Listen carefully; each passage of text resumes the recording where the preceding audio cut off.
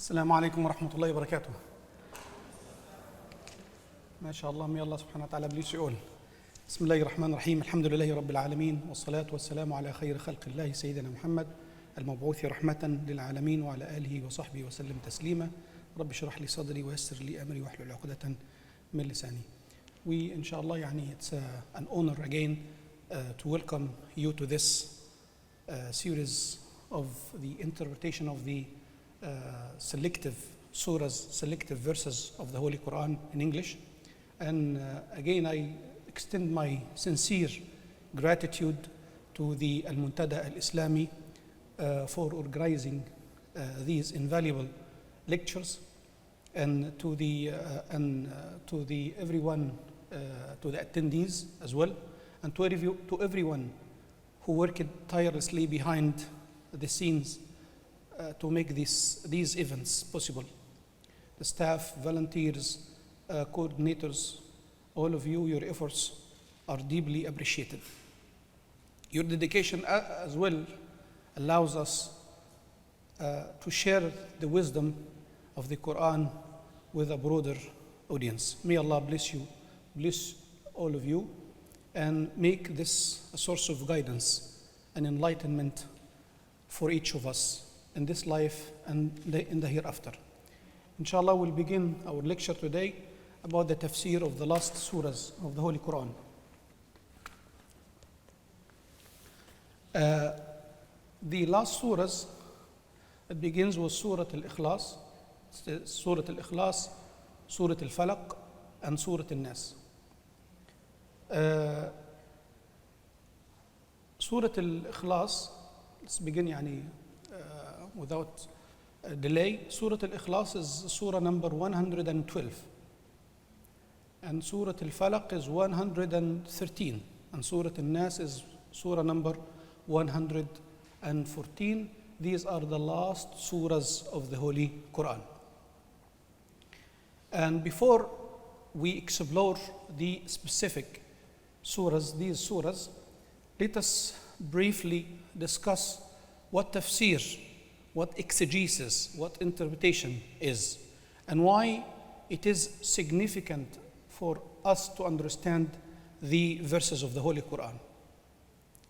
The exegesis or the interpretation of the Holy Quran is scholarly interpretation and explanation of the Quranic text, as our dear Professor Rida has explained in the previous lecture about Surah Al-Hashr, and also in the previous lectures as well.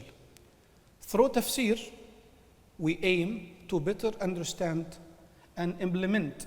It's not only understanding, but only, as we mentioned yesterday, about implementing what we learn into our life, to implement the guidance we learn from the Quran into our lives. It's not only learning, but also implementing what we learn or applying what we learn in our lives. The last three surahs we are exploring today are collectively known as Mu'awwidhat. Mu'awwidhat means refuges, the protectors. This means, the names of these surahs, especially the last two surahs, came from the fact that these surahs begin with the phrase Qul A'udhu. A'udhu here, the word, it's a present form of the word A'udhu. It's like an Arabic present form, A'udhu. And A'udhu means I seek refuge. I seek protection. I'm asking for Allah subhanahu wa ta'ala's protection. These surahs, they serve as a spiritual shield, a spiritual protection. As we mentioned about Surah Al-Kahf yesterday, it's a cave that you enter to protect yourself from the external evils and from the internal evils. External evils that's scattered around you, from envy, from all the things that would harm you, and from internally as well from your soul. These surahs, the last surahs, hold immense significance in our daily life, in the daily, especially of Muslims. Why? And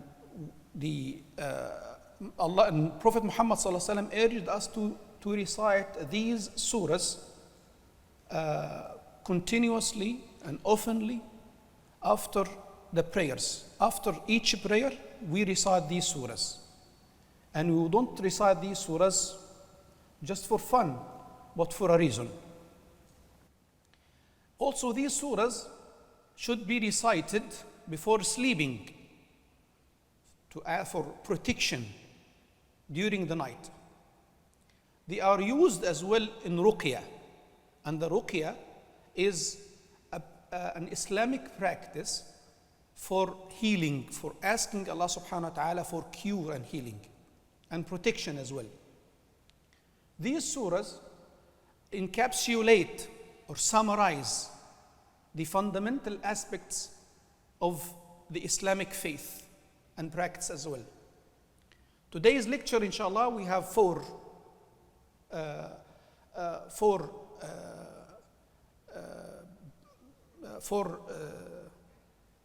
pillars we are experiencing, we are learning. The first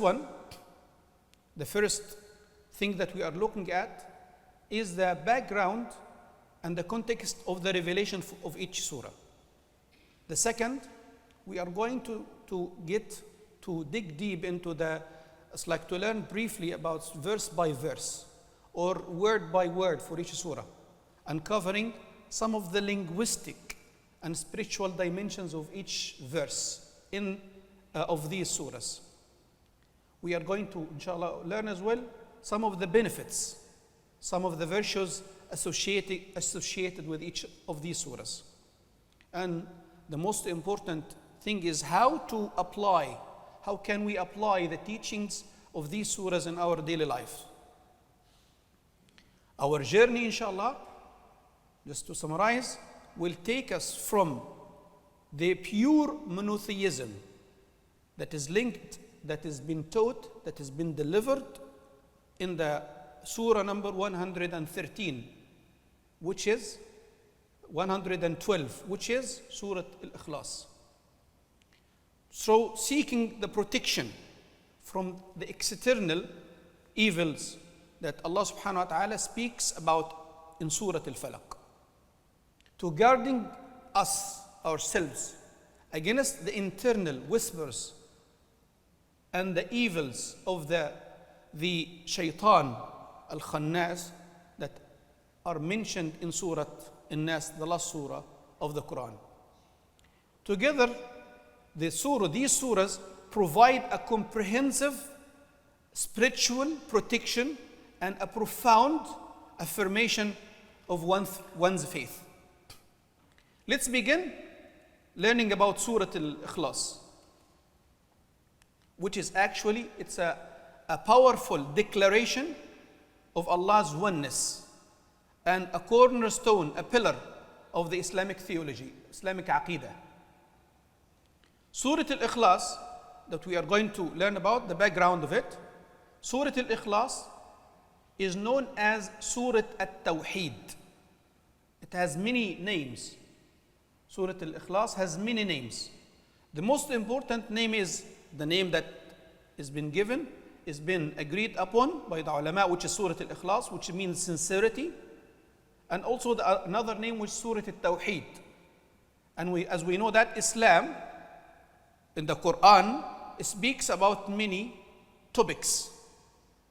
1/3 of the Quran is exclusively about the oneness of Allah, about Tawheed. Surah Al-Ikhlas, that's known by At-Tawheed, which is actually, as we mentioned, the pure monotheism. Surah Al-Ikhlas is only 4 verses. Short verses, very short verses.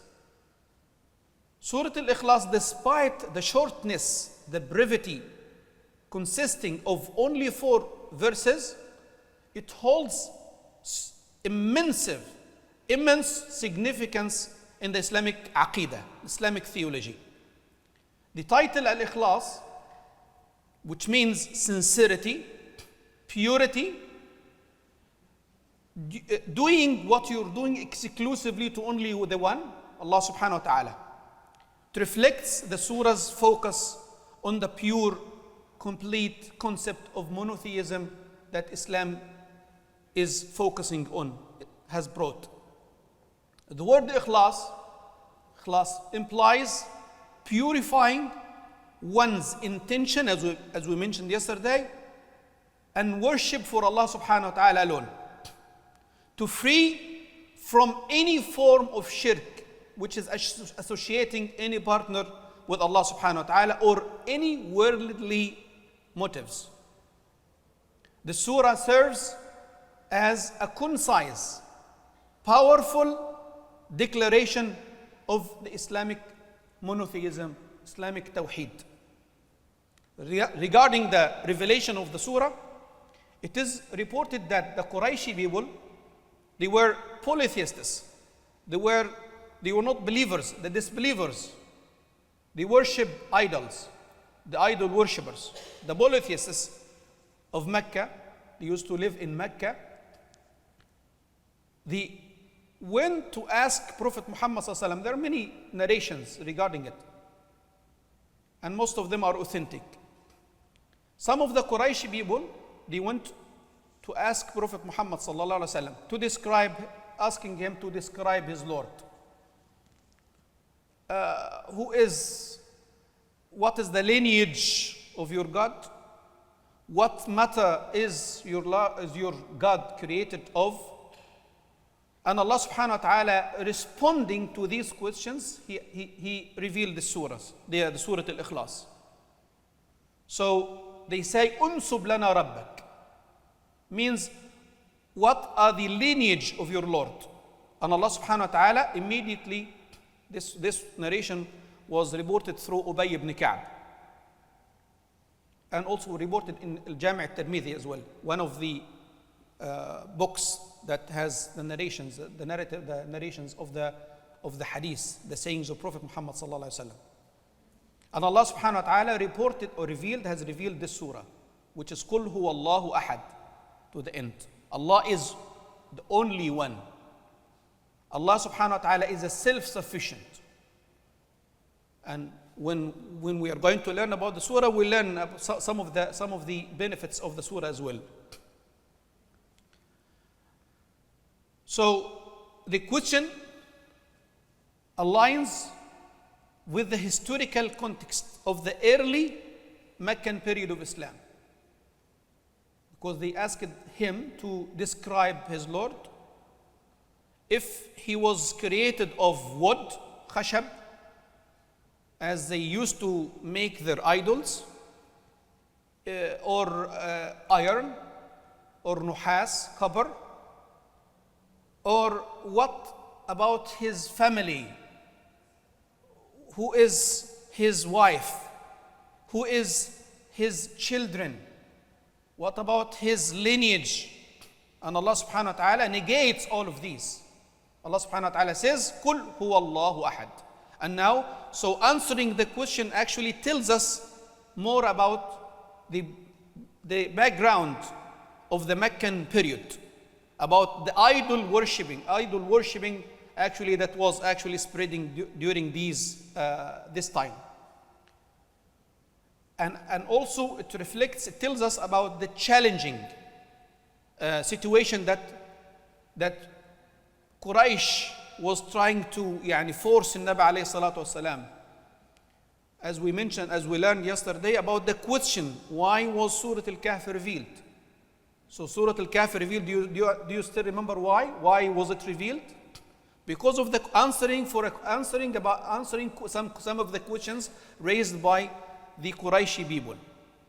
So they learned more about some of the techniques of the question. They wanted to humiliate Prophet Muhammad sallallahu alaihi wasallam, but Allah subhanahu wa ta'ala protected him. Allah subhanahu wa ta'ala raised his grade sallallahu alaihi wasallam, raised his status among them by helping him answering these questions, by revealing to him about these questions. So yesterday we learned about Surah Al-Kahf, So they asked him about three questions. What about the people of the cave, the dwellers of the cave? Who is Dhul Qarnayn? Who is the man? What is the name of the man who travels to the ends of the world? And what is the spirit? And also these surahs, also they came answering some of the questions raised by the Qurayshi people. And also some of them, they were asking for the truth as well. And here the questions were merely about the nature, the essence, Dhatullah, about the Dhatillahi subhanahu wa ta'ala, which is actually the central to the theological debates between monotheism and polytheism. When it comes to the structure and the contents of the surah itself, it provides an evidence of the historical context. As we know, these surahs actually was responding to some of the questions. Nabi alayhi salatu wasalam was asked to say kul.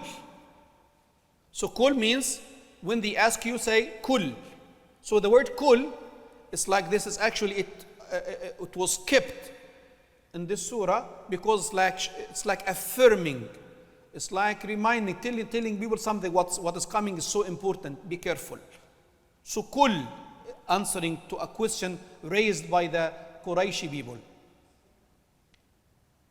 The opening command, which is kul from the Arabic verb yakulu. Yakulu means to say. Yakulu, he says. Akulu, I say. Takulu, she says. Aw, you say. Nakulu, we say. So these are the present form of the Arabic verbs, which is actually yaf'al or yakulu. So that we have three forms of the verb. We call it present, mudari', and past, which is madi, and amr, which is command. And the command here was kul. Yakulu, qala, kul. And here, the opening command, which is kul, indicates that it's a response to a question or a statement. The concise and the clear description of Allah's attribute and essence are perfectly suited to answering the question about His nature and essence as well. So this is the nature, the structure, and the background of the surah. Now when we go back, it's like when try to learn about verse by verse. Kul huwa Allahu ahad. Let's read it first.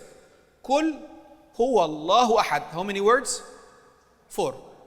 And then the second verse. Allahu as-samad. Kul huwa Allahu ahad.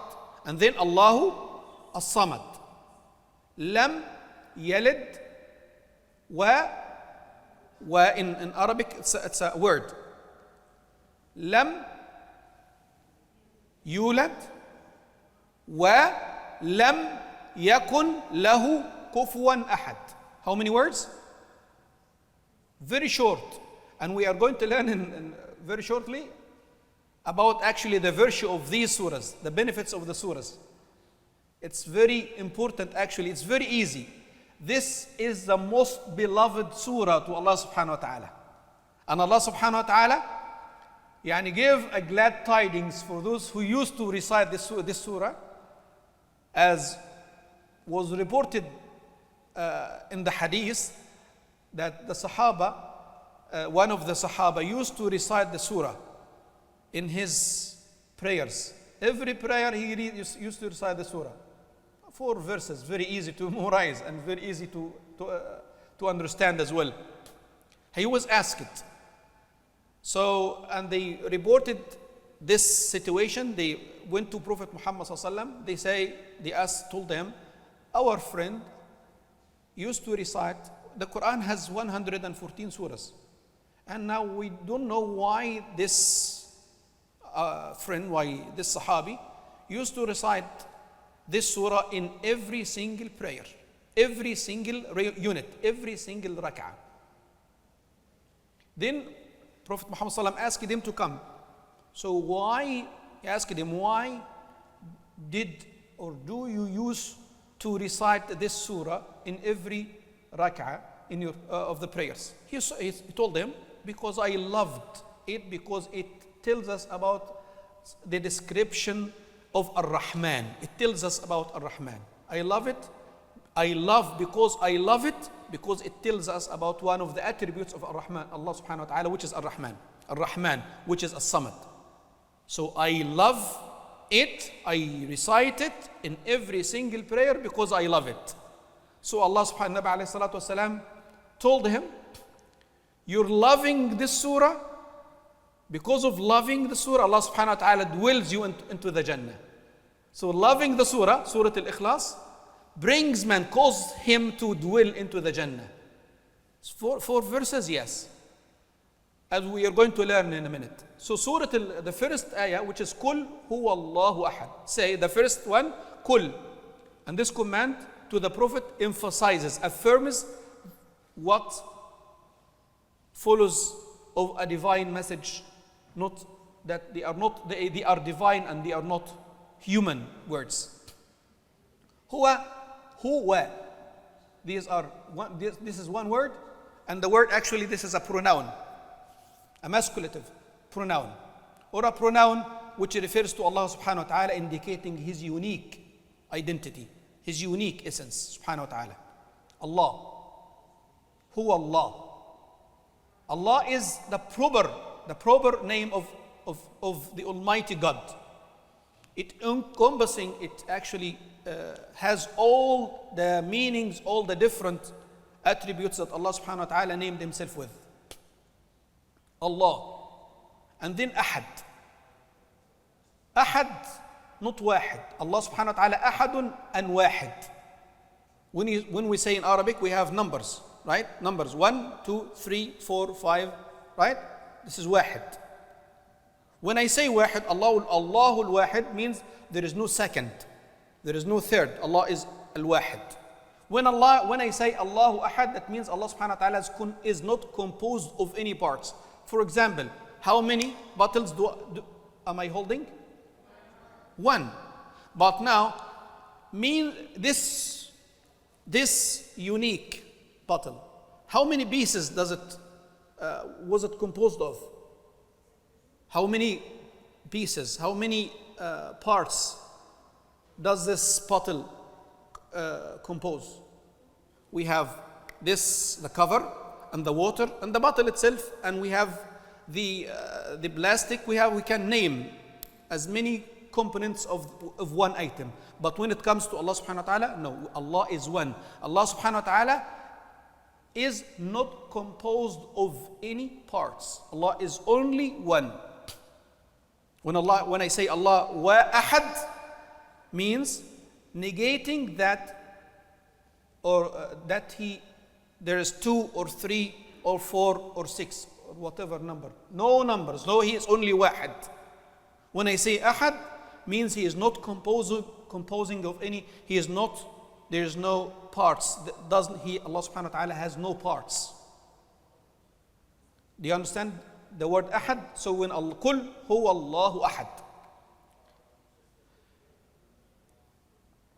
And the term ahad goes beyond the mere numerical oneness, but implies the absolute uniqueness, indivisibility, and incompatibility of Allah subhanahu wa ta'ala.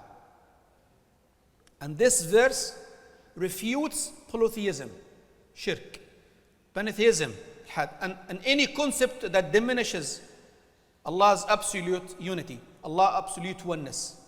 It forms as well the Islamic concept of monotheism and is considered the essence of the entire Quran. As one of the narrations from Nabi alayhi salatu, from the Messenger of Allah, tells us, Surah Al-Ikhlas, the last surah number 113, equals the third of the Quran. So if you read Surah Al-Ikhlas, you get the same reward as if you've read 1/3 of the Quran. Or it speaks about one third of the topics that the Quran speaks about, which is unity, which is the oneness of Allah. So this is the first one. Kul huwa Allahu ahad. Kul huwa Allahu ahad. It's very easy to memorize. And I have a friend who used to have, may Allah have mercy with her. She reverted to Islam at the age of 72. I was in the States. I met her. She came to ask about Islam, and then it's like after 1 year, when she was 70 something, 74, 75, I'm not sure how old was she. So it was very touching for me, seriously. When it comes to me, say, I memorized one surah. So Surah Al-Fatiha and then Surah Al-Ikhlas. She's an American, she doesn't know Arabic, but now she did her best to learn Arabic in this age, and she masters reading Arabic, and she knew how to read Surah Al-Fatiha, and she memorized it, and when she recites it in a very beautiful sound. And then Surah Al-Ikhlas. So it's Surah Al-Ikhlas, it's an easy to understand, easy to memorize as well. The second verse, which is Allahu Samad. Allahu Samad, the word As-Samad occurs only once in the entire Quran. Hasn't been mentioned in the Quran exclusively, was mentioned in the surah, Allah As-Samad. And there is a reason for that.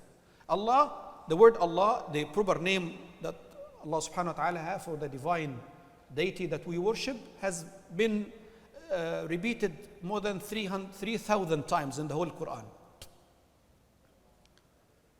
So As-Samad is the eternal refuge. So the eternal result that we are. So if you are in a deep problem, no one would help you, you go to Allah subhanahu wa ta'ala. You depend on Allah subhanahu wa ta'ala. Allah subhanahu wa ta'ala is the one to whom we ask for help. Allah subhanahu wa ta'ala does not depend on any, but we depend on Him. Allah subhanahu wa ta'ala, As-Samad, this divine attribute has rich meanings, as it was scattered in the books of tafsir, books of the interpretation. Among these names, among these meanings, the eternal, which is Allah subhanahu wa ta'ala is everlasting, without beginning or end.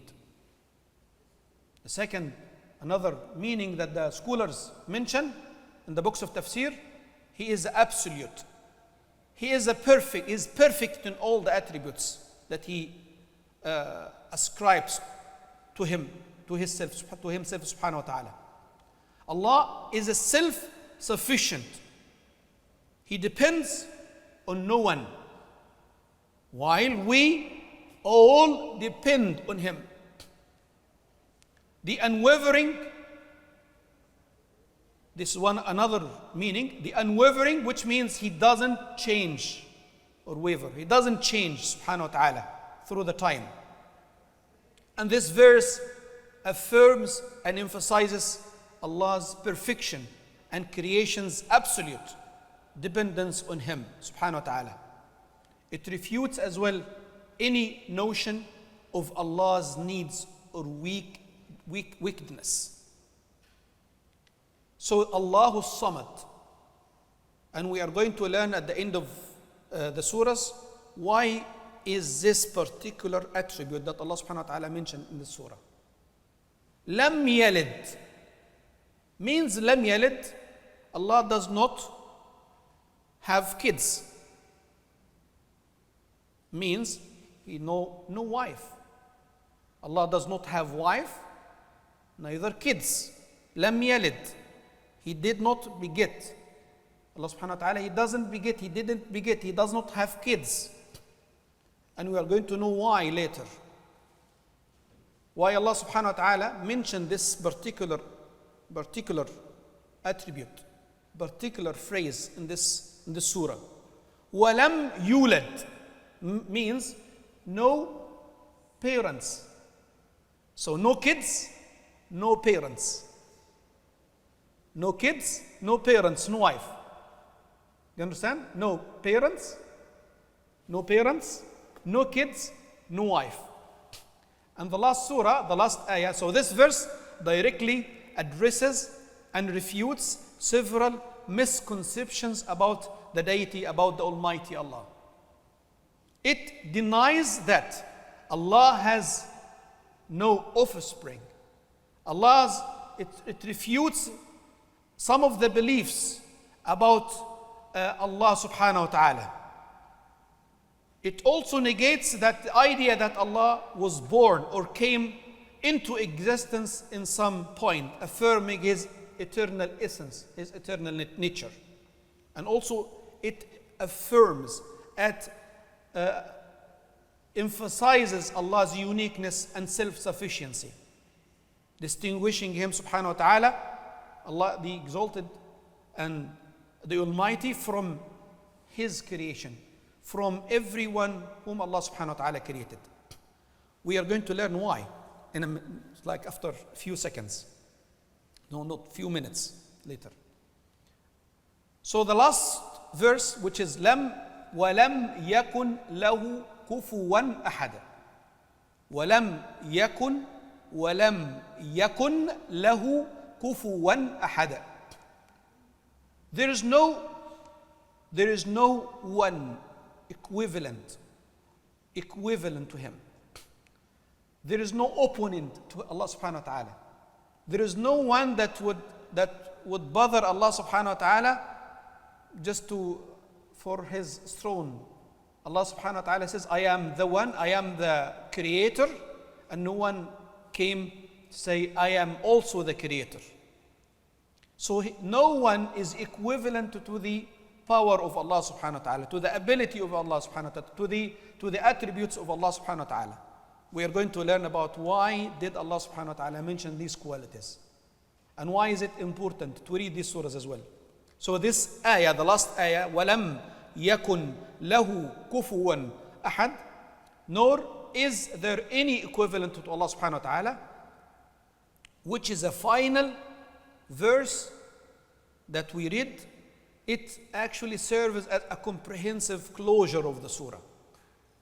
It negates any form of similarity or equivalence to Allah subhanahu wa ta'ala. It refutes, tells us to, it's like, never ever attribute any human characteristics to Allah subhanahu wa ta'ala. It also affirms and emphasizes the impossibility of fully comprehending or describing Allah's essence. And it actually completes the circle of Tawheed, affirming that Allah subhanahu wa ta'ala is absolute and unique in essence, attributes, and actions.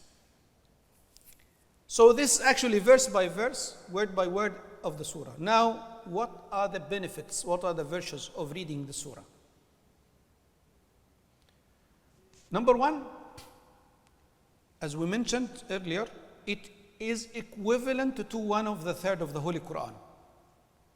It is equivalent to 1/3 of the whole Quran. Prophet Muhammad sallallahu alaihi wasallam said, by Him, وَالَّذِي نَفْسِي بِيَدِهِ, by Him in whose hand my soul is. This surah, Surah Al-Ikhlas, is equivalent to 1/3 of the Quran. We say why? Equivalent in 1/3 means the one who recites the surah gets the same reward as the one who reads 1/3 of the Quran. So it's speaking in reward, not in reality. The second one, it might mean also in content-wise. Because the whole Quran, the topics of the Quran, one of the 3 topics that the Quran actually has been addressing us is that Allah's oneness. So 1/3 of the Quran means the content-wise or a reward-wise. You understand? Okay. And also, it is a protection as well and also a blessing. It is recommended to recite this magnificent surah along with the Mu'awwizat, the next surahs, which is 113 and 114, 3 times in the morning and evening, and also before you go to bed. You wipe over your bed for a protection. It's like read it in your hand and then blow in your hand while you're reading, هكذا, and then wipe over your bed. This is also a type of protection. Prophet sallallahu alaihi wasallam would recite it before sleeping as well, along with other surahs, with the last 2 surahs. One of the benefits and virtues of the surah, this great surah, is entering Allah's love, or getting Allah's love, or receiving the love of Allah. So if you used to recite this surah continuously, oftenly, inshallah, you get Allah's love. But now you have, that's why we are trying to understand some of the meanings, some of the shades of the meaning of this great surah, as we mentioned in the previous hadith.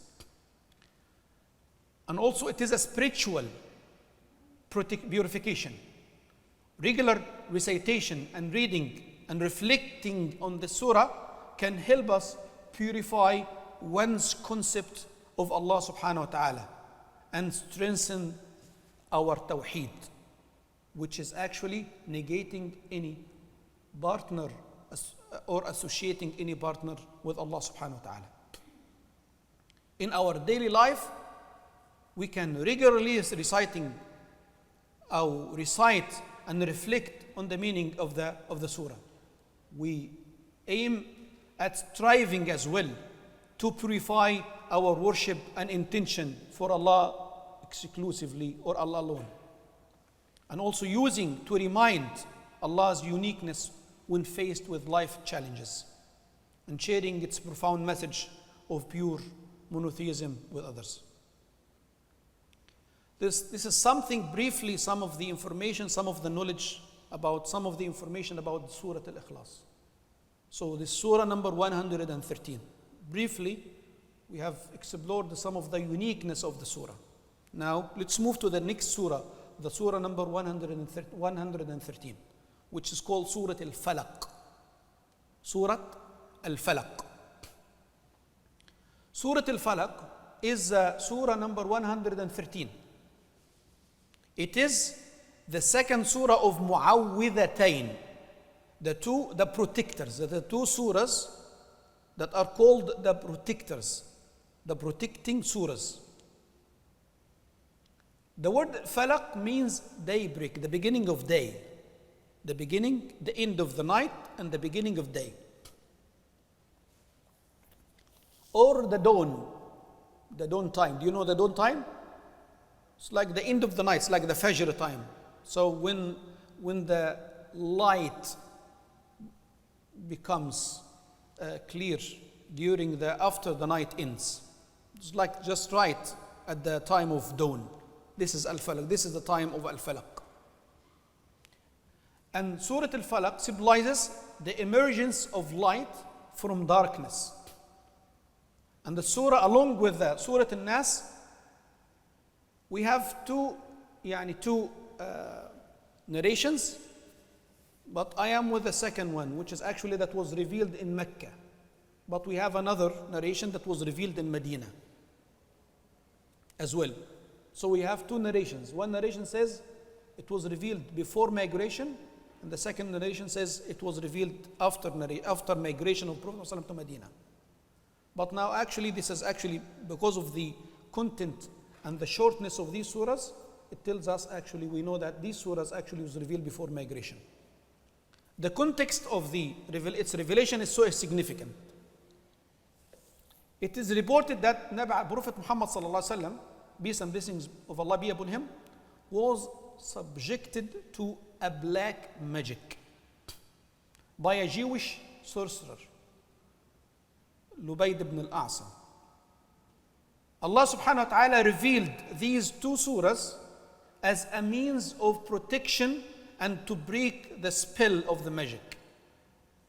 And this big background highlighting the surah's importance in seeking Allah's protection against various forms of evil. قل أعوذ برب الفلق. قل, this is a command from Allah subhanahu wa ta'ala. So means that what comes, be careful, what comes is so important. What comes after the word قل is so important, be careful. أعوذ means I seek, I ask for Allah's protection.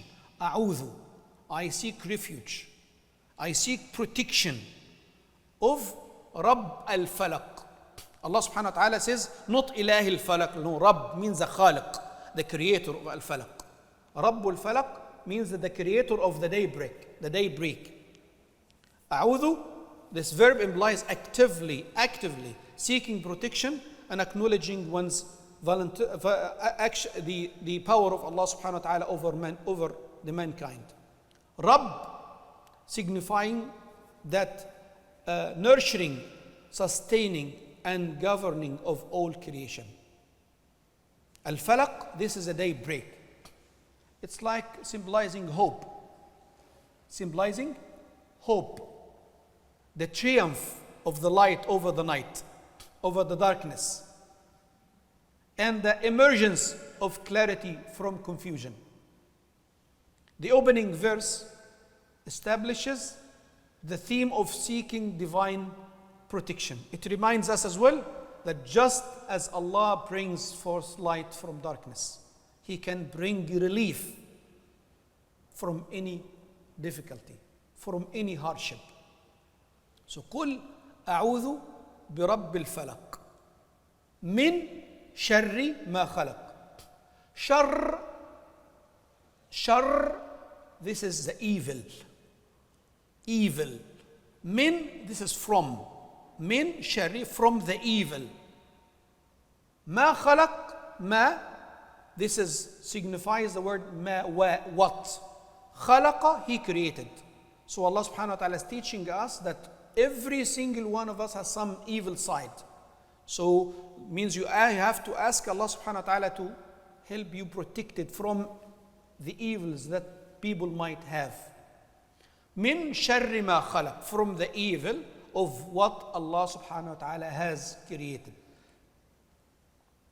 And also again the verse acknowledging that while everything is created by Allah, sometimes some creations can be sources of harm and evil. It is also a recognition of the existence of evil and harm. So when you acknowledge that there is harm, you have to take what? You are warning yourself. If I told you there is a lion behind the door, so I'm telling you there is a lion, means you have to be careful. When you go out, when you step outside of the door, be careful. So Allah subhanahu wa ta'ala is telling us about these evils, to be careful, to get caution, to warn us, make sure you are not harmed by the evils of what Allah subhanahu wa ta'ala has created. وَمِن شَرِّ غَاسِقٍ إِذَا وَقَبْ. And from the evil, word غاسق might have many meanings, actually, two meanings. That the ghasiq might means that the intense darkness. The intense darkness. If it is pure, if it is intensely dark, can we see each other? We can hit each other, we can harm each other, we can, right? So this is actually the intense darkness of the night. When the word waqab means appears, comes, enters. So Allah subhanahu wa ta'ala here, the word ghasiq might signify the darkness, the intense darkness of the night. And as Prophet Muhammad sallallahu alaihi wasallam says, he warns us, say, keep your kids, your children inside your houses. Don't let them out after the sun sets, because this actually the time when the devils scatters, spread. So be careful. You have to watch over your kids. Lock them inside your houses in these times, or protect them, give them like a protection before you let them out, which is actually we have the dua of Prophet Muhammad sallam that he taught us. Before leaving the house, there is a dua. If you say this dua, Allah subhanahu wa ta'ala promised to keep you protected from the shaitan and from all the types of harm that you might find. And this dua, we have 4 phrases, which is Bismillah. Do you still remember what Bismillah means? Bismillah, with the permission of Allah, with the hope of, with the approval of Allah. Tawakkaltu ala Allah, I depend on Allah. Bismillah tawakkaltu ala Allah, wala hawla wala quwwata illa billah. There is no power except what Allah subhanahu wa ta'ala has given His creation. So there is no power except with Allah subhanahu wa ta'ala. There is no power nor ability except with Allah. So 3 for Bismillah, tawakkaltu ala Allah, wala hawla wala quwwata illa billah. These 3 phrases, if you have recited these three phrases just before you leave your house, there are one angel whom Allah subhanahu wa ta'ala assigned him to respond to this dua, saying you are protected from all types of evil. Allah, you are sufficed. Kufita wa hudita, you are guided. Kufita wa hudita wa uqit, and no evil, no devil will approach you. So we have to teach our kids this type of du'as, this type of supplications, these type of prayers before leaving your house. Tell him you are not permitted to leave the house without saying the du'a to keep yourself protected. That's why وَمِن شَرٍّ غَاسِقٍ إِذَا وَقَبْ, from the evil of the darkness when it comes, when it approaches. So, and وَمِن شَرٍّ النَّفَّاثَاتِ فِي الْعُقَدِ. And naffathat, this is actually the magicians, the witchcrafts, the sorcery. Allah subhanahu wa ta'ala is telling us, be careful, we have some evil people outside that they need to harm you. Be careful and ask for Allah's protection. Ask for Allah's refuge. Make sure to link yourself with Allah subhanahu wa ta'ala so that no one would harm you, even the sorcerers, even the witchcraft, the people who used to harm people. وَمِن شَرِّ النَّفَّاثَاتِ الْعُقَدِ. This is actually this is a plural word in the Arabic. Plural of the word uqda means that this is the tie. It's like you knock. This is something, a nut. You know, a tie, when you tie something, when you knock, this is a knock, or the knot that you do, and this is actually what the sorcerer does. We ask Allah subhanahu wa ta'ala to help us be protected from these special practices and malicious schemes of these guys. وَمِن شَرِّ حَاسِدٍ, in the last verse of the surah, وَمِن شَرِّ حَاسِدٍ إِذَا حَسَدٍ, from the evil of the people who used to envy people, of the envier. إِذَا حَسَدٍ, if it happens that if someone sees something and they didn't refer it to Allah. So if you see something beautiful, immediately say, this is because of Allah subhanahu. Refer it to Allah. Say, Ma sha Allah. So if you say something beautiful, always refer it to the one who created it in the beginning, so to the creator. If you haven't said that, so your evil eye might harm the people that the person that you are watching, that you have seen. وَمِن شَرِّ حَاسِدٍ, from the evil of the envier when he envies. So this surah, among other surahs, with the last surah of Surah An-Nas, it is ruqya. It's like a healing.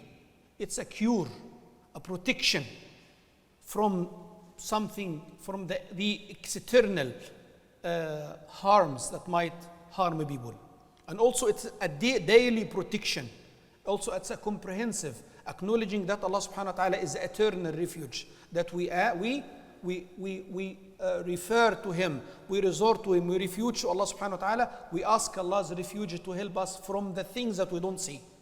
So most of the evils that Allah subhanahu wa ta'ala has mentioned in Surah Al-Falaq, we don't see. It's unseen, but they are scattered around you. So the one who sees them is the only one who can protect you from. So this is briefly some of the information about Surah Al-Falaq. The last surah, which is Surah Al-Nas, is also a very quiet and very important surah.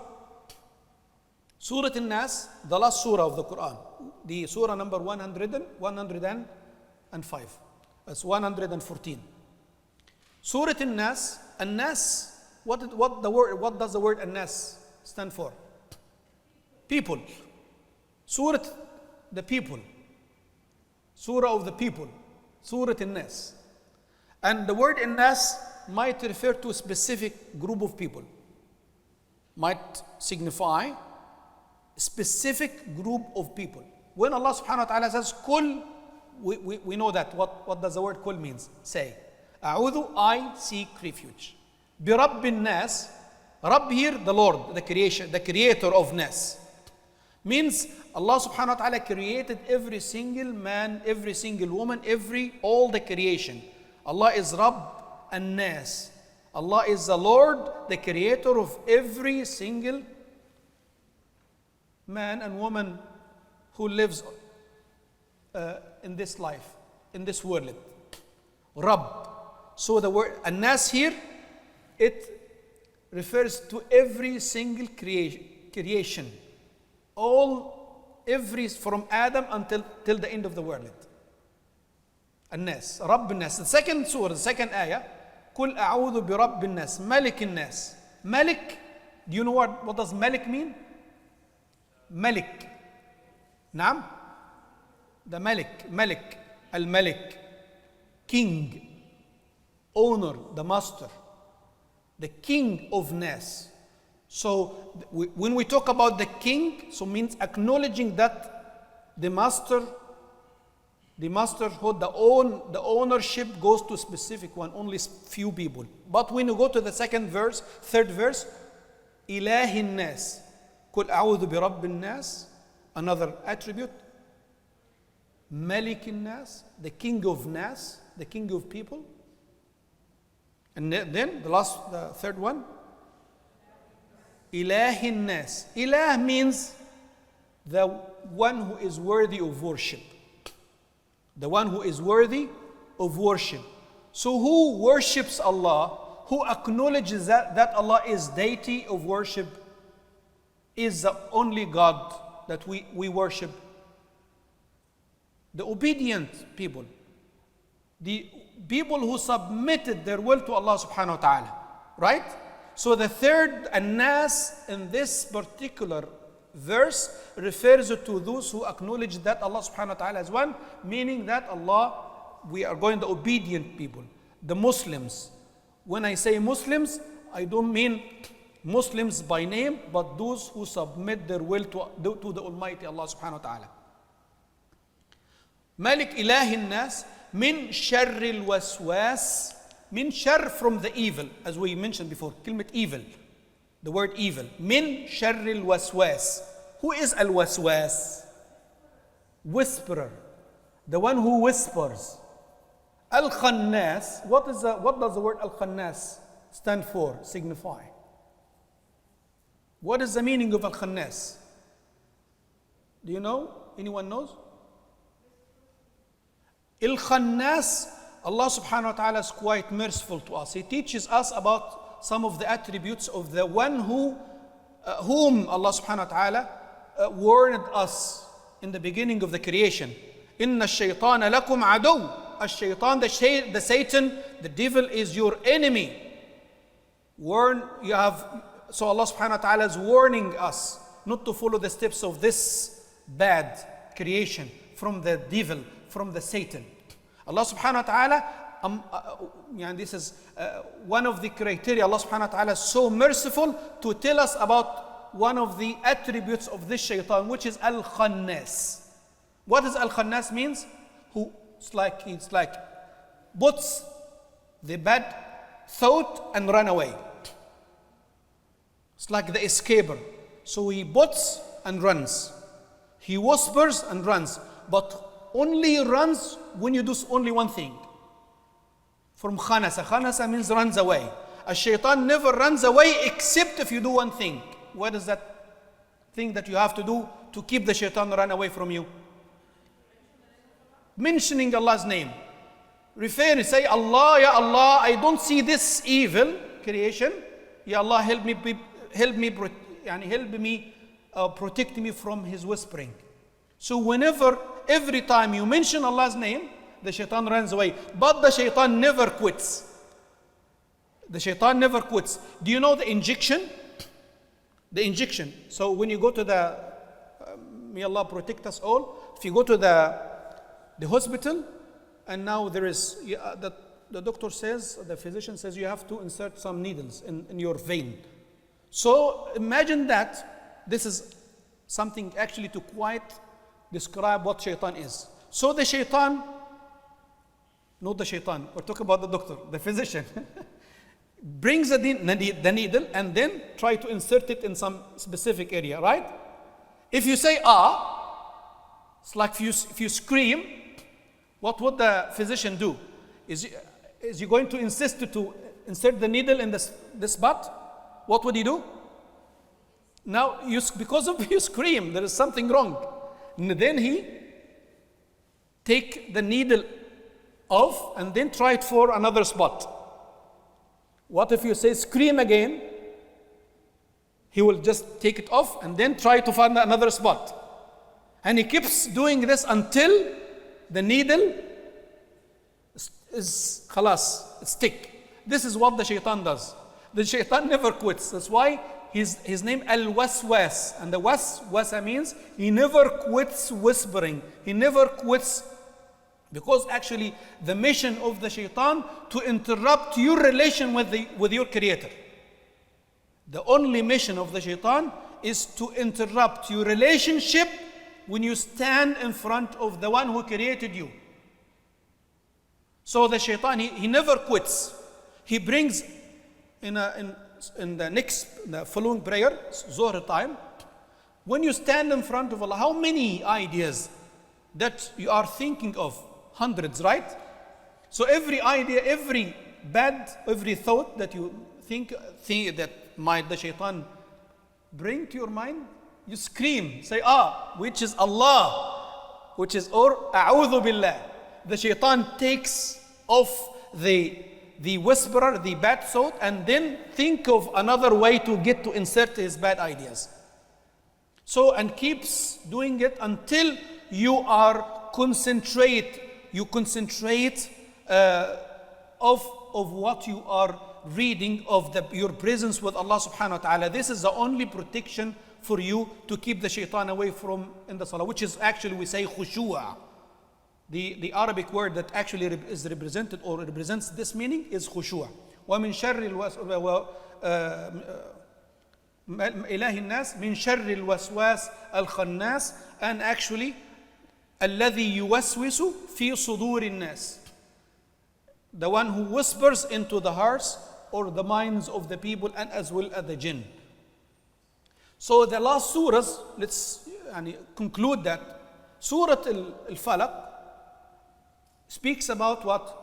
External evils, right? And Surah Al-Nas speaks about internal evils, right? Which is the shaitan.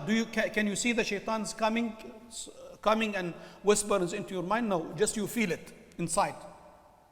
So Surah Al-Falaq speaks about external evils, and Surah Al-Nas speaks about